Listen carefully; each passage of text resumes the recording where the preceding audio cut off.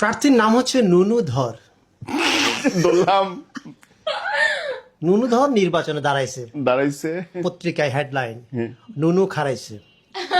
এইটা দেখা তো নুনু সেই খেপে গেল, পত্রিকা অফিসে ফোন দিয়ে সেই গালাগালি। পরের দিন হেডলাইন নুনু গরম হয়েছে। এইবার যে নুনু যে দাঁড়াইছে, ওর দলের সিনিয়র নেতা যে রানিং ভাইস চেয়ারম্যান, সে কিছুই জানে না।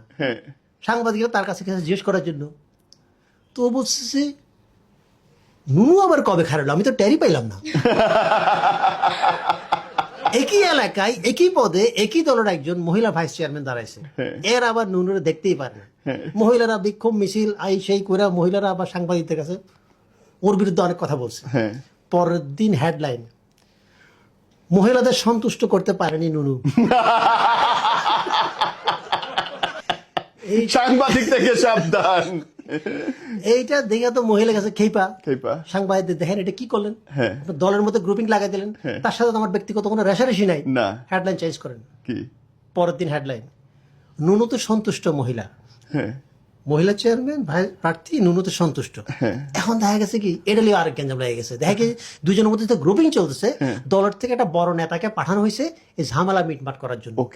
যে আসছে তার নাম হচ্ছে কালীধর।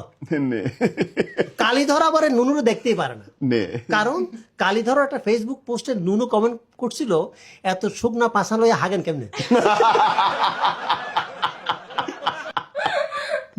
ये खोदा उठा ले मुझको।